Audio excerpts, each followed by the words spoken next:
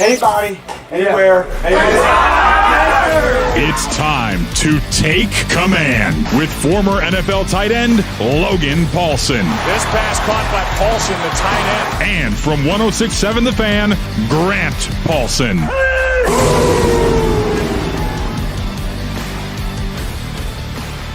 Welcome in to Take Command with Logan Paulsen, 10 years in the NFL. I'm Grant Paulsen. You can watch us on 106.7 The Fan and the Team 980 YouTube channels. You can listen to this podcast wherever you get your audio. Please subscribe, rate, review, comment, all that stuff. And most importantly, let people know we're doing this. Spread the word. We want to grow this podcast, which is always easy to do during an 8-game losing streak. Logan, how are you? I'm good. And just a reminder, we do really comprehensive draft stuff here too. So that's coming up down the pipe. Started doing a little bit of prep on that yesterday. So that's going to be a big part of our offseason plans for sure. Dare I say, we're going to have the most comprehensive draft breakdowns of anybody in the market getting ready for the Commanders making either a really, really, really high pick in the top 5 or possibly, you're going to hear this from me 9 million times, so buckle up, trading down and accruing more draft picks because that is I'm trade down Paulsen. I don't know if you know that about me, just generally, but especially when you made the fewest picks last year and you've got the fewest top 4 round picks this year and you have as many holes as they do. The higher up the board you go, the better, because you can get more coming back. But trade down Paulsen might even move down 2 times before he makes a pick. You know what's funny is the longer I've done the draft stuff, and this is more draft philosophy. So again, this is a little bit of a side, but when you look at the numbers, like the math in terms of draft hits and losses, the teams that pick the most have the best drafts. So it's not like rocket science how this thing works. Everyone kind of wants to overvalue their evaluation, trust this spot, do this thing. Trade like Atlanta's a great example, trading up, getting 2 edge rushers. Oh, we really believe in it. You're boned this year because you don't have a first round pick. So it's just you want as much draft capital as you possibly can. It's a cheap, cost controlled asset that is a developmental piece of your organization, and you just want more bites at the apple. So I'm not quite that. My nickname's not Trade Down Paulsen, but I'm pretty close. You know what I mean? It's like draft value Paulsen over here probably. But what's amazing is your nickname could be Trade Down Paulsen because we have the same last name, even though we're not related. Yeah, did I tell you when I go to the FedEx, more people call me Grant Paulsen than my actual first name? Did I tell you that? And which is a wacky bit to me because they know me from the command center stuff. So it's like, right. Oh my gosh, I love your show, Grant. And you're like, nope, close, and I don't correct them. So everyone thinks my name's Grant. Right. But it's also funny because if on the screen we look like we're about the same size and we are kind of the same looking person. Very similar, yeah. And but in person, how tall are you, Grant? 5'6", 6'2", 6'3". 6'3", yeah. And so we're looking at 5'8", a hefty 5'8", yeah. So I'm 6'4", 6'5", yeah. A little different body comp, and people still get us confused, which is I always think is the funniest thing. So yeah, there's definitely a twins, Danny DeVito, Arnold Schwarzenegger thing going on here. Well, my favorite ever was, this has been years ago now, but I swear I saved this highlight. I'm sure I've told you about it. You won't remember, but Larry Michael was still calling games. And so, I mean, and I might have even been on the beat at this point. I don't know, but I think Doc was doing sideline and you caught a pass or did something. And he's like, Grant Paulsen just got into the open field and Grant Paulsen made a man, ran over a man. And I was like, someone pull that audio for me right now. Because on air, it's just the most obvious Grant Paulsen ever. And it was just it was part of the highlight, and Larry did that, called a play one time. It was caught by Grant Paulsen at the 27. And I'm like, let's go. Let's go. So the more of those foibles for me, the better. I always got so sized. No, it's a good deal. I'm glad we have this connection, man. It's been really Indeed. Good, So yeah, I'll see you at the family reunion. And you spell it correctly, SEN, no less. Before we move on really quickly, I wanted to talk just about this matchup with the Giants as it pertains to the draft, because one of the storylines coming in is if you actually look at the draft order in the NFL right now, the Giants fairly shockingly have the number 1 pick. Really? They don't feel like the worst team in the NFL, but there are 3 teams that are 2-11. The Raiders, the Titans, the Giants. And it's done by strength of schedule. The Giants have actually played the easiest schedule, believe it or not, which is not how this was supposed to have been at the beginning of the year. And because of that, they have the tiebreaker. So right now they pick first. Washington would have the 6th pick in the draft. So picks 2 through 5 belong to the Raiders, the Titans, the Browns, and the Saints. They're all pretty heavy underdogs this week. Unless somebody pulls off an upset, though, this is a head-to-head matchup where if Washington were to lose, they would move up and leapfrog the Giants in the draft order. They'd have similar records. Washington actually has a softer strength of schedule. In fact, Washington's got the tiebreaker right now over a bunch of teams because they actually haven't played that hard of a schedule while also losing 8 in a row and having some of the issues they've had. But I say all this to say, what this leads to, Logan, is people saying, oh, well, if they lose, it's not the worst thing ever. And I wanted to just drill down on the difference between it not being bad after the fact when you lose because of the draft pick and what that means in the building. I think people struggle with this where they're like, oh, they should just lose the game. And it's like, well, even the Wizards, who are actively tanking and trying to be awful, or some of these other teams that are if the Wizards win a number of games, get to a certain level, they lose a draft pick in the stupid NBA because it's not protected anymore. So they are literally making sure they don't do that as a front office, which you can do in some way. But that doesn't mean the coaches and the players on every possession of every game are not trying to win the game. I think people struggle with that a little bit, that idea of that it's not as bad if something happens versus they need to lose the game. And as if that means Dan Quinn should call the game in a certain way. Right. I've just always found it so funny the way it's talked about. Yeah. I mean, obviously it happens in basketball. I'm sure it happens to a certain extent in baseball. My file on baseball is not very big. The rules a little bit now to prohibit it as best they can, but it's certainly a thing. It's how you rebuild. Yeah, and so with football though, I've been on some. I've talked about this before on the show. I've been on some really bad football teams, right?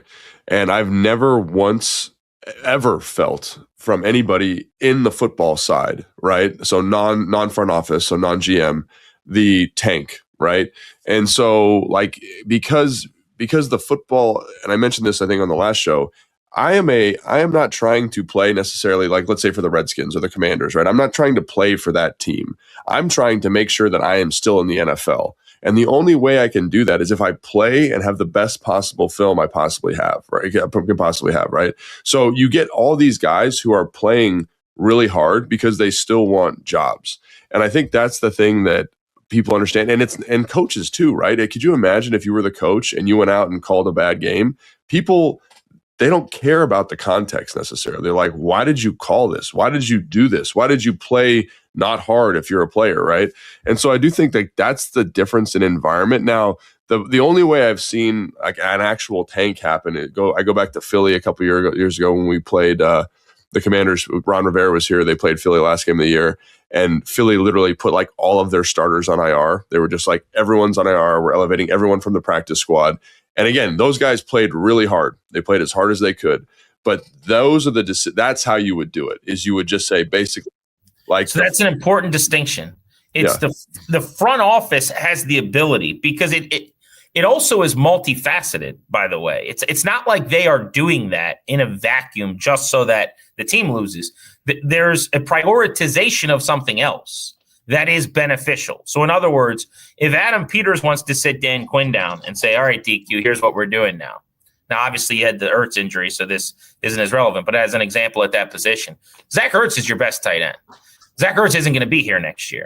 So we're going to play Zach Ertz a little bit less, and we're going to play Ben Sinnott a little bit more. We're going to, actually, instead of Zach Ertz getting his requisite 7-8 targets, 4 or 5 catches, those are now going to Colson Yankoff and Ben Sinnott.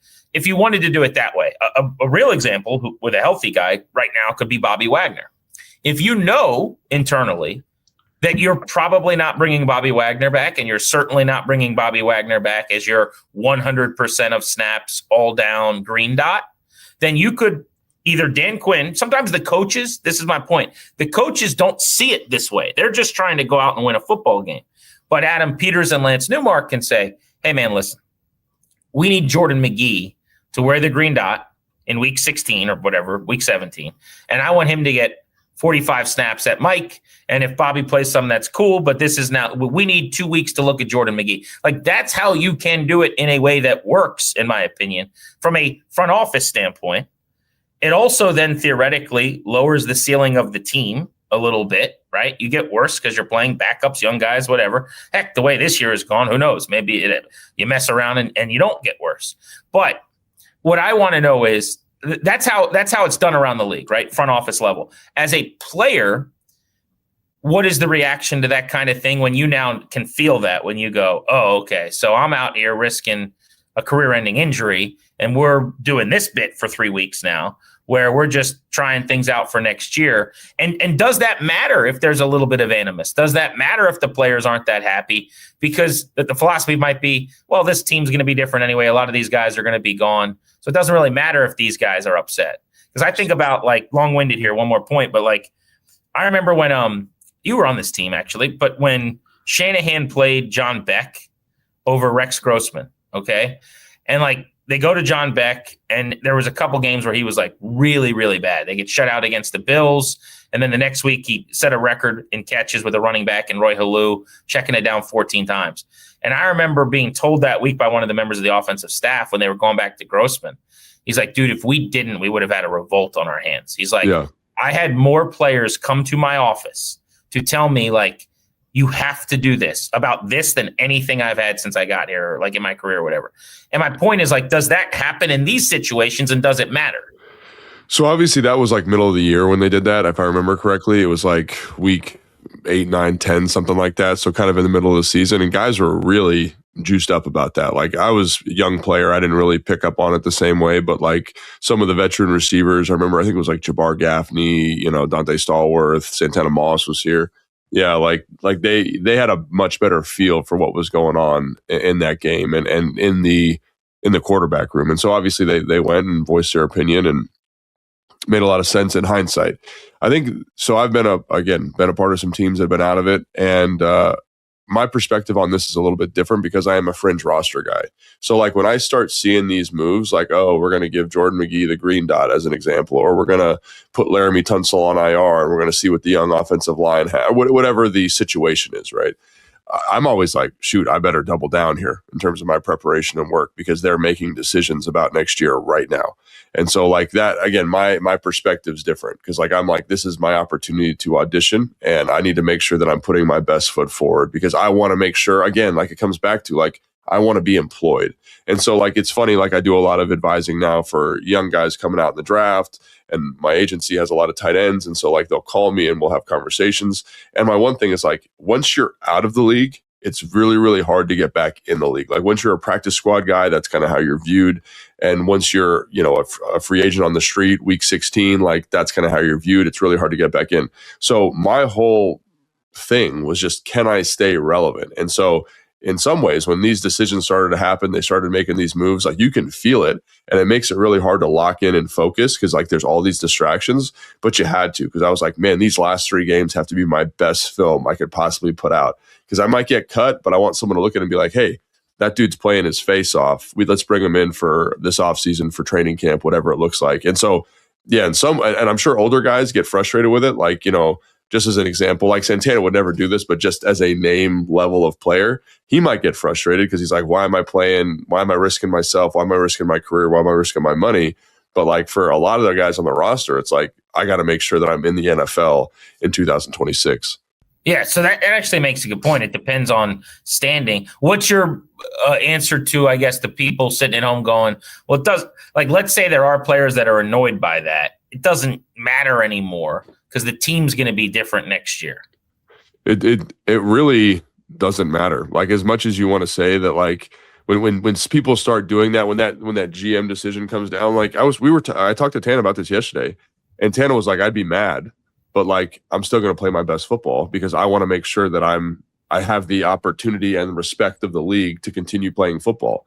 And I think the other thing too is like, this is maybe an underrated element, is you get some of the most competitive guys like in the world in a locker room, and you say like, go play football, like they're gonna pour it out. Like it's kind of like a racehorse analogy, right? Like my wife's into horses. Like the best racehorses love to run, right? The best football players love to compete. And if your roster's constructed the right way, those guys, even if they're upset, are going to go out and play their best ball. So it again, like, I don't think it creates the best environment, like it makes it difficult, but like, that's the business side of it. That's the business side of this game. And it's the ugly side of it. But ultimately, like, people got to make the best decisions for their careers, GMs, coaches, players. And I think that's kind of what that does, those decisions, it starts making that process come to the forefront a little bit more quickly.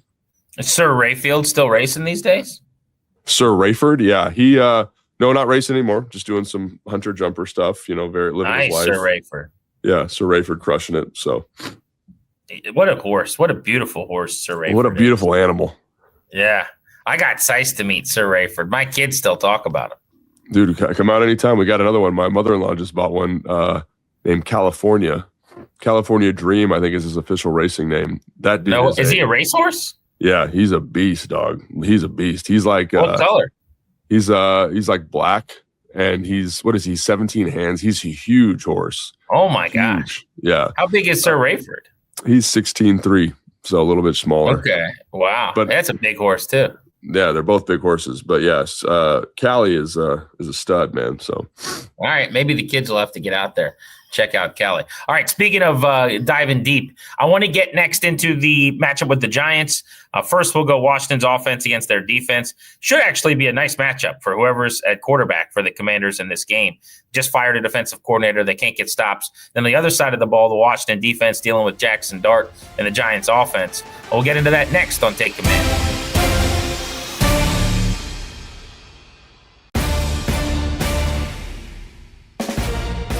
Welcome back to Take Command. Logan Paulsen and Grant Paulsen getting ready for NFC East football. So a divisional gauntlet gets started here. Final 4 games, all within the East, 2 against Philly, and then games against the Giants and the Cowboys. Here's the good news for this matchup with 2-11 New York, 3-10 Washington. I know the Giants, despite being 2-11, are favorites, which is pretty telling. This defense especially, I think, can be had. If you look at where they rank statistically this year, the Giants are 29th yards per play on defense and 31st in yards per game. They are dead last against the run, 5.878 per attempt. They're 19th against the pass. Only one team picks off fewer passes. They're bottom 8 at sacks per pass attempt, which is crazy with their talent. They're second to last in first downs per game, so you can move the ball. They're 29th in the red zone. They're 29th on fourth down and 22nd on third down. They really don't do a whole lot well despite decent personnel, Logan. Yeah, I think that's been the biggest surprise to me is like when you look at the roster, when you look at guys' individual play, like I started this off like my research in terms of like watching cut-ups. I'm like, that's a pretty good play by this guy. That's a good job. Like, Cordell Flott's doing a great job for them in terms of playing corner. And then, Paulson Debo's doing a good job, but there's games where they get absolutely torched and lit on fire, right? You look at the pass rush individually, like Abdul Carter, man, like he's got a crazy high pressure rate, 12.8, almost 13% pressure rate. That's higher than Brian Burns, just to give you a point of comparison. Like Brian Burns is at 12.1. So like the pressure rate for both those guys is very good. Dexter Lawrence is playing good football for the most part. And it just seems like they can't do it all together, right? And I kind of was like, well, why? Why are they having this issue? Because I don't think it doesn't feel like a personnel issue to me. And so I kind of went back and I watched and I basically came to the conclusion that one of the things that they do, which a lot of teams don't do anymore, is they kind of say, we are going to play our base coverage. So like, for example, if you get into 12 personnel, 13 personnel, a heavier personnel grouping, they're going to play single high. If you get into some type of spread with 11, they're going to play quarters. And if you have that kind of tell, and obviously there's a little bit of change up, but I'd say on the whole, those percentages would line up, right? If you're going to do that and not kind of bring a ton of pressure, not be able to generate a ton of pressure, especially bringing 4, and again, they can generate pressure with 4. It's just the coverage can't hold up because you can see teams, I was specifically watching that New England game where it's like they knew. It's like, oh, when we're in heavy 12 personnel with an extra offensive lineman, they're going to be in cover 3. Let's run a cover 3 beater. Oh, when we get an empty, they're going to get in quarters. Let's run a quarters beater. And they would just dice them up. And again, Drake May did a great job getting the ball out and kind of managing some of the pressure. Their left tackle in New England as a backup because Will Campbell's obviously out. And Abdul Carter absolutely lit that kid on fire. But Drake May did a great job kind of standing in the pocket, seeing the throw, getting the ball out. And a lot of it was because the coverage, like, what it is. So like comparing this to Minnesota, just as an example, like with Minnesota, you very rarely know the exact coverage that they're in. You're like, I think this is 0, but it actually is cover 2. I think this is cover 2 maybe, but it's actually in a 0 all out pressure. And this is not that. This is a little bit more straightforward. It's a little bit more obvious. And I think that's one of the reasons specifically in the back end why you don't feel the rush, right? Because like if I know that it's quarters and I have a quarters beater on, ball's out. So I don't care if you win the rush in the front, like the ball's out, who cares? And so I think you're feeling a little bit of that when you watch this Giants defense. So just talking defensive X's and O's for a second broadly, it would feel to me like your ceiling is much lower this way. Like just some of the adjectives you're using, right? Like simple or whatever. The Vikings do it in a way where there's a lot of questions. You don't know where it's coming from. If you kind of have the answers to the test, what is the philosophy then? Is it just my defensive front so good, you're not going to have the time anyway because they're going to win? Like, how is this a good plan? And obviously it hasn't worked for them this year. They're one of the 5 worst defenses in the league. But there are teams that do it this way at a really high level too. Yeah, I think Houston's a great example of a team that does it at a very high level. They don't disguise the coverage. They say we're going to win with 4, and they absolutely get after you in a way that is very fun to watch. Obviously, I think people remember that Sunday or Monday Night Football game with the Bills a couple weeks ago where they absolutely lit those guys on fire.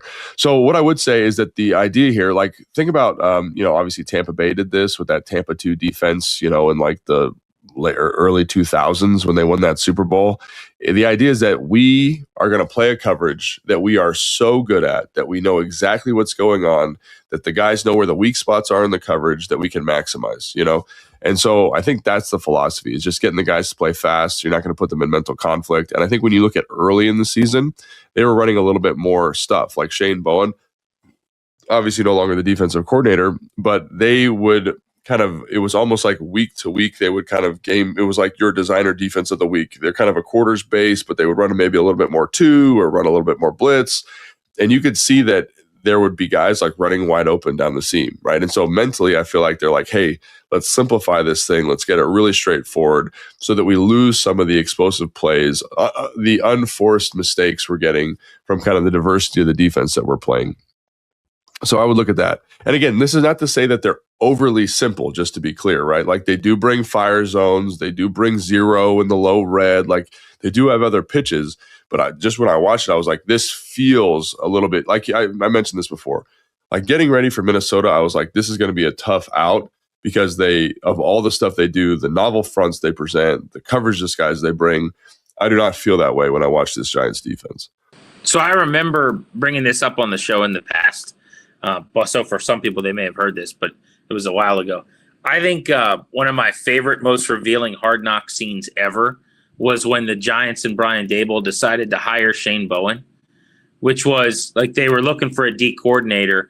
And the logic, like Daboll went to the GM and the owner was like, I like that this guy ranked 5th against the run last year, 4th against the run the year. It was the most simpleton, ridiculous. Like my mom and my brother came up with it thing I've ever heard to like hire this guy.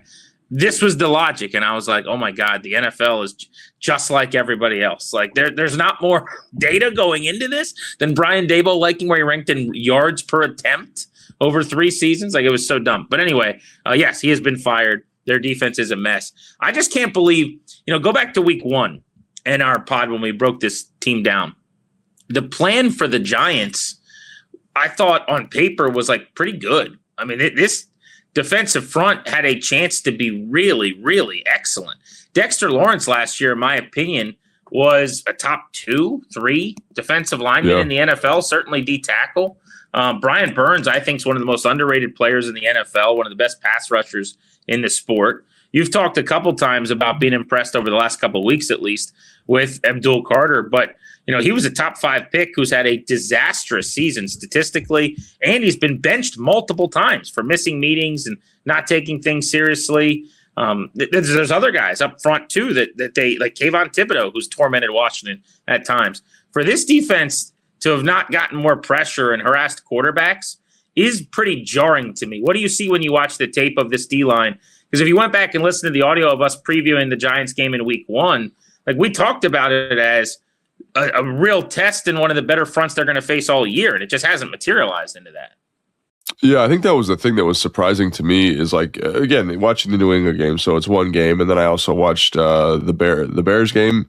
So I've watched a couple games, but you feel the defensive line. Like, that's the thing that's kind of surprising to me, is like you feel them. Like, again, like Abdul Carter is kicking the left tackle's butt for New England, right? Brian Burns is getting quick pressure. I don't think they rush well as a group.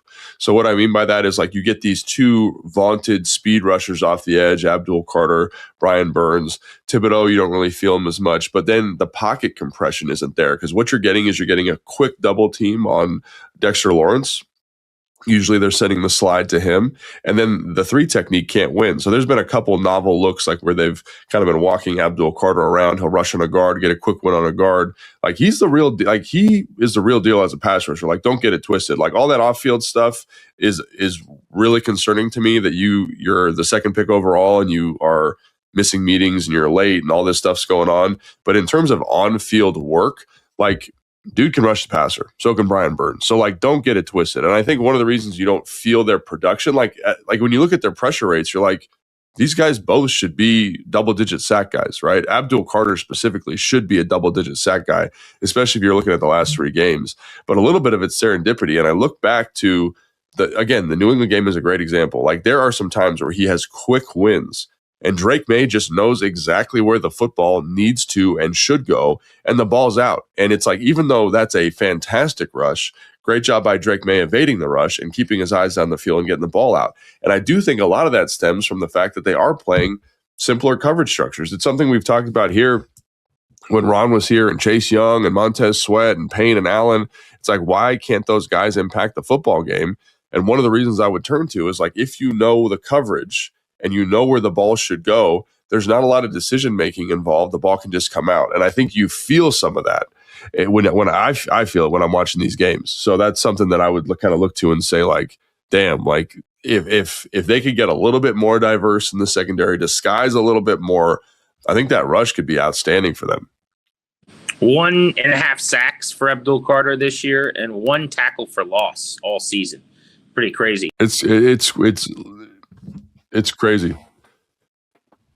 It's crazy because he doesn't, like, when you watch him, you're like, man, this guy's got some juice. So it's confusing to me in terms of lack of production. But, like, when you look at some of the percentage numbers, like some of those advanced metrics, like, you're like, pressure percentage, win rate. Yeah, it's definitely more favorable. And I think those can be more telling, because sacks are not a luck stat, but, like, there was a year a couple years ago where John Allen had an incredible, like, fringe all-pro season, and he had like 3.5 sacks. Then the following year, he had like 8 sacks, and I didn't think he played nearly as well, but he was cleaning some things up. That's not always the best metric, to your point. But I'm just surprised, like, TFLs, quarterback hits, some of that stuff 100% isn't even higher. What about the secondary? You mentioned Paulsen and Debo. I want to double-click. He's had some really good tape in New Orleans and has come over and helped the Giants out. They've now completely benched, as a starter at least, Deonte Banks, their first-round pick out of Maryland, who, just like Emmanuel Forbes here, fell out of favor and really struggled, was a high draft pick in round 1. But Drew Phillips in the nickel, Javon Holland, the former Dolphin, has had some star performances at safety over the years. Like, what do you see when you watch them? I think, like you're saying, like, I think you see good athletes. I think you see good football players. But again, I don't think you see the production. Like, quite honestly, you don't see guys breaking passes up. You don't see guys turning the football over. And a little bit of it is, I go back to this thing where this notion that it's like, hey, I know the coverage. I don't need to put the ball in harm's way here, quite honestly. And so they don't play as much man as I was expecting. I think when they brought in, when Cordell Flott got the start, when they brought in Paulsen and Debo, those feel like man players to me. And so I honestly felt like, coming into the season, they were kind of getting into this man coverage, like, we're going to win. We're going to play man. We're going to bring 5. We're going to heat you up and put a lot of pressure on you because our front's going to be so good. And they've kind of shifted to a different approach, quite frankly, right? We're going to play more quarters. We're going to play cover 3. We're going to, play a lot of 2. And again, like, in those soft zones, if you're not matching, that's maybe the other thing too. If you're not matching concepts. So, like, one of the things that, like, Kai mentioned on his podcast, Ben Standing mentioned on his podcast, that you see from the Minnesota game is they're light in terms of coverage numbers, but they match concepts really well. So, like, technically you are in cover 2, right? But I'm going to get hands-on. I'm going to carry this. I'm going to make sure I pass it off to the next person in the zone, make sure the windows are really small, really condensed. And this, when you watch the Giants, it's much more like imagine you're playing Madden and you see your quarters, and like, this is the zone I'm getting to. Like, that's what they're doing. And so some of the more modern principles of good coverage defense, like, you don't see here with the Giants as much. And I think it's negatively affecting those guys' production. Well, it sounds to me like, I don't want to put words in your mouth, so I'll ask, but it sounds like you feel really good about Washington's offense, maybe being able to move the ball and have some success and get right here. That's all the more reason if they could play Jaden Daniels, man, would it be good to get him out there if this is a little bit easier day to see it and read it and get the ball out and move the football. I mean, that would be a big deal for him. Dude, I think that's exactly how I feel. You're not putting anything in my mouth. Like this is exactly how I feel. I think like this is the game I want to see him play. And again, if the injury says he can't do it, that's totally fine. But like, I think this is one where like he will be able to do what he does at a high level. And again, this is an NFL defense. These are good football players. They may do the Dallas Cowboy thing and all of a sudden be bringing a ton of pressure and blitzing a lot and playing more man coverage because that's the formula that's worked versus this team throughout the season. But I look at Seattle, I look at Minnesota, I look at some of these starts that he's had, and I'm like, these are top flight headache defenses that are really tough to throw the football against. They're really talented in the front. You're not going to be able to run the football the way you want to. They're going to be able to create a ton of pressure. This team, I think they can create pressure, but it's a specific type of pressure. It's a high pocket type of pressure, one you can step up into, and you should know where to go with the football almost immediately. And when you go back and watch week 1, there was a lot of that. You could see his confidence in terms of getting the football out. And I think you're going to see that this weekend. Like when you watch Drake May, again, Drake May's playing at an MVP caliber level, but like he knows where the ball should go right when the ball gets into his hand. And like one of the things Jaden Daniels was so good at last year was that. So I want to see him get back on the field and like let that thing rip and build that confidence back up. Because I do think, again, while this is an NFL defense and very talented, it's a different pitch than what he's seen in some of these starts. Like I went back and watched the Seattle game last night and went back and watched the Minnesota game. Like those defenses are problems, man. I went back and watched the Seattle game versus Minnesota, and I was like, Sam Darnold looked like an MVP caliber player earlier this season, and he looked lost. Like that's what those defenses do. So like this to me feels like let's get on base, let's get the guy some confidence and let him play Jaden Daniels caliber football. Yeah, would love that. I would add one thing too. The way that they stop the run or don't, as it were, I would just lean heavy into that too, where Jaden will be able to get his over the course of a game. If you stay ahead of the chains and you stay on the field and you run 55, 65 plays, everybody's going to get theirs. But like this is a game to me where I feel like you would be able to have some success with Chris Rodriguez getting downhill. I think that's 100% right. I think the other reason you don't feel the pass rush as much is they are very rarely playing with a lead. Like we talked about game flow a ton, like they are having to defend the run for 4 quarters, and that is hard. And so you're going to see teams that defenses specifically struggle to stop the run because they're going to see a ton of attempts and they're going to see it late in the game. And again, like I think this personnel, like I think Dexter Lawrence is a good pass rusher. I just talked about Abdul Carter, Brian Burns. I think Roy Robertson as a 4-eye can rush the passer a little bit. You know what he's not great at is sitting double teams and stopping the run. Nunez Roches is again more of a run stopper, but he's struggled a little bit this year. I mean, this is year like 15 for him, so like he's a good player, but obviously near the tail end of what's going on here. Darius Alexander, a pass rushing 4-eye. Not a great run stopper. So like they've got this personnel that I think is built to play and rush the passer with a lead in 2-minute situations, end of game situations, and they just haven't had a lot of bites at the apple. Like we're talking about a 22% pass rush win rate for Abdul Carter in a game that they were down by 20 points going into the third quarter. Like the fact that he's able to do that shows there's talent here. But like if they can't get to it and they're seeing all these runs, like I think that's another element here too. Like if you can get out to a quick lead, like negate what their superpower is in the pass rush, like you can mitigate the effectiveness of that defensive front just by scoring, just by getting to a lead in the game. And then a heavy dose of Chris Rodriguez, heavy dose of Bill Krosky-Merritt. So like to me, in the same way that Minnesota did this to the Commanders last week, I think that's totally on the table this week in terms of your ability to run the football. Absolutely.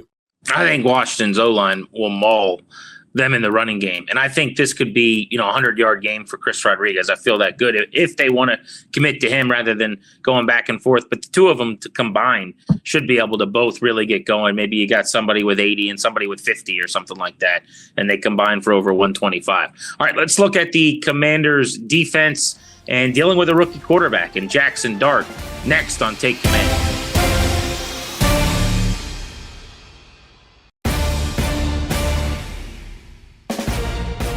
Back on Take Command, Logan Paulsen, Grant Paulsen. It is time for our pick segment brought to you by FanDuel Sportsbook. Make every moment more. The Commanders are 2.5-point road underdogs, catching points against the Giants, a 2-11 team. Feels enticing. You can get them on the money line at plus 116. The total in this game, though, is actually higher than I would have thought, 46.5. So I know it's not fun to bet unders, but I'm going to tell you what, Logan. Last week I hit an under with Washington and Minnesota, and the Commanders really helped me by not scoring any points. 46.5 this week. I'm going under again. I haven't really seen if it's going to be windy, but it's going to be a cold day in the Meadowlands. I could absolutely see Jackson Dart, turning it over a couple of times. Washington's due 8 of their 13 games. They haven't had a turnover. Under 46.5, it's a big total for me. I'm looking at like a 24-17, 24-20 kind of game here. So I'm going to go under 46.5 points. Yeah, I might go over in this game. I just feel like, yeah, a little bit, because I think the Commanders' offense will find some will be effective in this game, and we're going to talk about the Giants' offense here in a second.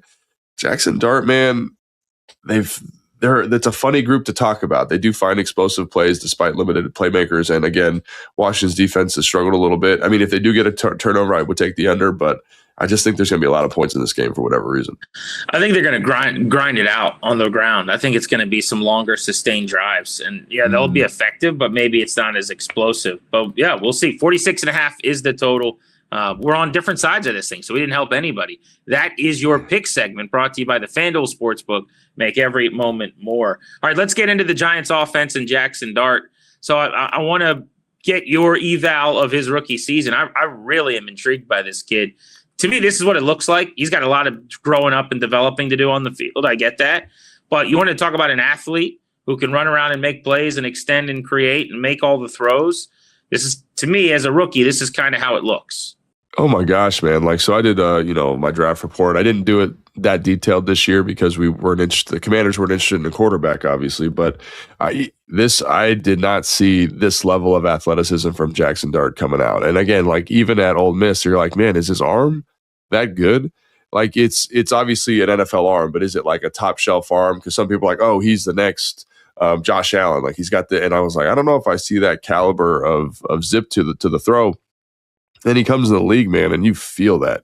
You feel his kind of his moxie, his just kind of gunslinger mentality. It's crazy. It's really fun watching cut-ups of him because you're like, don't throw that ball.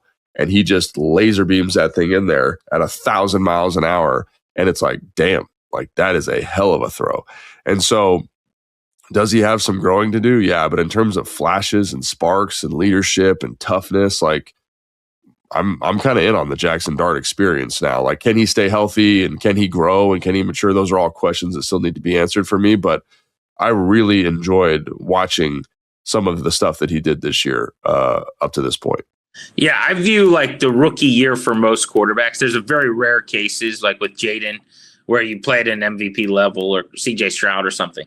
But for the most part, especially when you're drafted down the board a little bit like he was outside of the top 20, I'm looking at it right when you get home from the store and you have all the bags on the counter. Eventually you got to put them away in the pantry, in the fridge, and they'll turn into a meal. But it's do you have the stuff you need? Right. And the rookie year for me, all the bags are on the counter with Jackson Dart. I'm like, holy shnikes. This is going to be a dude who's the starting quarterback of the Giants for 12 years. That's what it feels like to me. And on a binary, if you have to guess at the end of the year, that's where I would sit. I would sit on the side of they have a franchise quarterback. Now, I think with him, it's raw. And I see a lot of stuff that needs refinement. It's not rookie year Jaden Daniels. It's not CJ Stroud or Dak or one of these guys. But I just think he's a bit of a wild card, but the tools are loud, man. It's like watching a baseball player who he's got pop, he's got speed, he can field a little bit. Now he's got to put it all together because he didn't have a great year statistically in his first big league season. But I've seen all the tools, and I like how you worded it. I am in on the Jackson Dart experience, I think, from an evaluational standpoint. Like I was watching the Philly game, and he was running around. He was running around like a lunatic, and you're like, "What is this?" Like he pushes out of a sack, and you're like throwing back across his body, and it is a laser beam right in the basket. Like and I think the other thing too, dude, is when you look at the playmakers that they've got. Like so, just as an example, like this is a good way to preview the playmakers while talking about Jackson Dart. Like their number one touchdown getter right now is Theo Johnson, the tight end. And I like Theo Johnson coming out of Penn State. He's 6'6". He's a freak athletically, like one of the best RAS scorers at the position the last couple of years. He's got a little bit of like Rob Gronkowski, like I'm just a huge man who's fast to his game. And like they're lining him up in like third down and red zone situations and being like, go in on a post, go in on a fade. And like that was not on my bingo card when I started watching the film. Like I think he's a good player, but to be featuring him in the offense in that way is crazy because like he doesn't catch the ball that great. Like he kind of has like stone hands, but like that's the guy that you're looking to win in man-to-man coverage situations. Like good for Jackson Dart, man. You're finding those opportunities. Like they had him on who were they playing? They were playing New England. They had him on a choice takeoff. He's 6'6", 270 pounds. Like that's not the guy that you'd think, but they're making the offense work because Jackson Dart is laying the ball in there and he's using his big frame to make a ton of, like he has a catch versus New Orleans where Jackson Dart rips a post and it was like watching a basketball player go up for a rebound. Or there's a seam versus Chicago where he's working the seam, Tampa 2 over the top of the middle linebacker, perfect ball placement. And so like you're looking at these throws, you're like, dang, like Jackson Dart is dealing. And there is an element of that to his game. Like he has these splash flash moments. And I think when you look at Theo Johnson's receptions since Jackson Dart's been in the game, you're like, oh, this is why. And then there's also like some cartoon stuff. Like you watch the Denver game, he throws the ball into double coverage. Jalen Hyatt gets annihilated. The ball pops up to Theo Johnson who catches it. And then stiff arms two dudes and runs for a touchdown. Like there is some like, don't do that, Jackson Dart. Like, why are you doing that type stuff? But I think it's also like he's doing it with a bunch of playmakers that are not like what you think of as NFL playmakers, I guess. This is how I felt about Daniel Jones forever. And they finally got Malik Neighbors, who's great, but is out and has been almost all year with his injury. And I think you grade on a curve a little bit, right? You've got to. With Daniel Jones, everyone's like, look at what's happening. And oh my God. And it's like, yeah, it's funny how when you have a couple of weapons and some players that can make you look better, you get better at the most dependent position probably in all of sports. It's funny you bring up Theo Johnson, by the way. I was saying this to someone yesterday. So on NFL Pro, there's a lot of ways that people watch tape and as, you know, outsiders who just like are novices like me that are just going back and watching games and looking at all 22 or whatever. NFL Pro's been really cool because now you can essentially do cut-ups, which is a little bit more like how like you would watch tape as a player or whatever. And what I mean by that is I can like sort things out. So I can just look at all of like Theo's targets and all of his catches or whatever. But the reason I bring this up is I was joking with someone that every single catch he makes looks the exact same. It's always like a defender in his chest with him like looking back at the line of scrimmage, jumping up to try to like moss a dude or get a rebound, like you said. Like it's like these downfield throws, degree of difficulty 100, no separation, like, and that's their offense kind of right now. It's so like difficult. And by the way, I was reading that Dart and him are like best friends, and that's the guy he works with on the side the most. And so it's not surprising to me that he's like taking all these chances 50-50 because I think they're tight and they see it the same way. But it is like pushing a boulder up a hill a little bit. Like there's not that many easy downfield throws in this offense that you're going to find. Yeah, so what I'd say is like I think this gives me a lot of confidence that Theo Johnson can have a larger role next year, right? Because again, like he's winning some of these matchups. Like there's a throw versus Chicago where it's like man coverage. He's running a corner route. He big bodies at the top. There's a little bit of suddenness. There's a one where he beats Patrick Surtain on a dig. Like that was not on my bingo card. So larger role, but like you need a complementary piece to that. So like when Malik Neighbors comes back, maybe they draft somebody, all of a sudden you're like, okay, this thing's a little bit more dynamic, got a little more juice to it. But it's him and like Wan'Dale Robinson basically. And like, so I would say Theo Johnson's kind of like their explosive downfield target, which it's hard for me to even say that because it doesn't fit with the body type, right? But Wan'Dale Robinson's the guy that moves the change. I think he's got over 70 catches this year. He's got about 700, 800 yards receiving. And he's like the slot, twitchy guy, right? Routes, crossers, slants. He's catching the ball around the line. Yeah, and again, he does a really good job with that. And I think, to your point, it just speaks to what Jackson Dart has done, what Jameis Winston has done when they come in there. And there is a little bit, like you watch that Detroit game, and again, Jackson didn't start that game. That's a Jameis Winston game. But they are trick play city, man. It's like, hey, we're running throwbacks to the quarterback, or we're running a double pass flea flicker. And they're like, so that's the thing that's kind of sparked the offense, in my opinion, since Kafka's become the head coach, is they're just like, we know that we're not as good offensively, and we're just going to throw everything in our playbook at you to try and win this football game. So looking at the offense, like there is a talent at the quarterback, and I think he's good. And the other thing you got to negotiate is the quarterback run stuff. Like he has a run versus the Bears. It's a 3rd and 4. No, it's like a 3rd and 10. They run quarterback GT in a 3rd and 10, and he breaks it off for 35 yards. He gets called back because there's a block in the back, but that's what you're talking about here. It's just like the variance that he brings, Jackson Dart, is incredibly high. And now the play caller is like saying, hey, screw it. We're going to bring more variance because we know we need every ounce of this thing to win. So that's where I'd say, like, defensively for the Commanders, you got to kind of manage some of that. Keep him in the pocket. What are our rules for in 3rd long situation versus the quarterback run? They don't really want him managing those situations. Like they're trying to make it easy for him. That's why they run him so much in those looks. Because again, like, he is good, but there's also a ton of like, don't throw that football in there. So I think they're leaning into that as much as they can from a quarterback standpoint, and they're also leaning into it from a play calling standpoint, which is one of the reasons I'm like, I think there's going to be a lot of points scored in this game because you're going to see some stuff because I think both teams are going to be striving to get a win. I would add too, defensively, that there's really no reason you can't get a takeaway or two in this game. This has been a huge problem all year. Really for the majority of the last couple of years at times. But 8 of 13 games, they don't have one. They're now second to last in the NFL in turnover margin. But Dart, as a young player, is going to give you chances. You talked about the decisions throwing the ball. He also will put it on the ground. That's something. I'm sure they preach this all week. It's not new.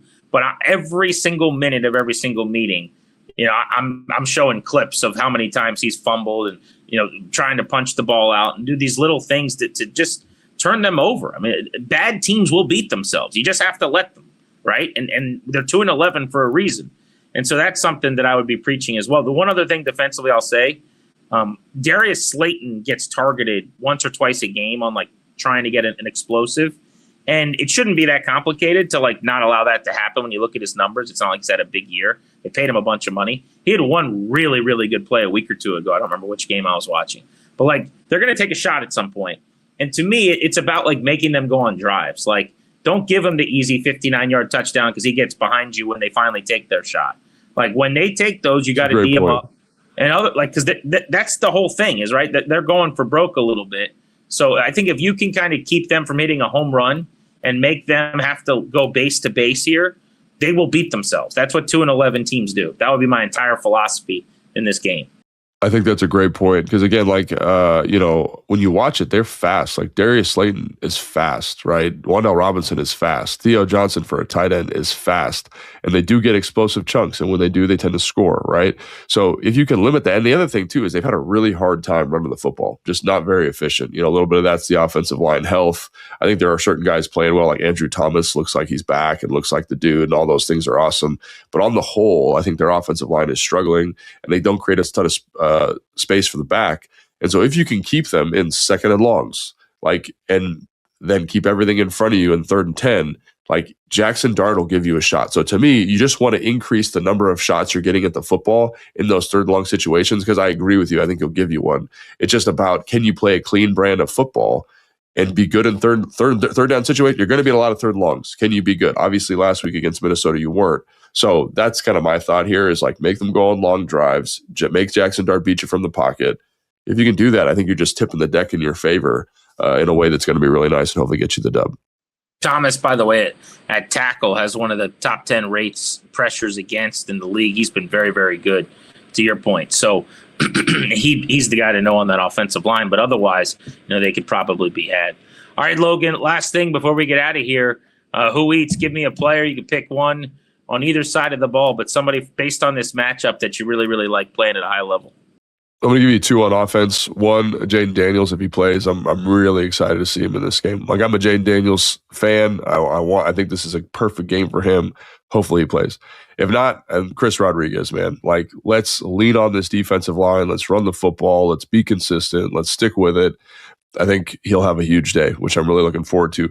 And then defensively, man, I look at Kinlaw, I look at Payne, and I'm like, you guys get after this interior. Just be yourselves, be physical. Let's get a little bit of line movement. Let's put those guys in a blender. You're one of the biggest, freakiest dudes in the NFL. Be that guy this weekend. And Deron Payne, you've been one of the more consistent players on defense. Like, let's go get that thing. So I look at both those guys and say, like, lead us to a victory. Be dominant. I think you can physically against this group. Let's go get it done.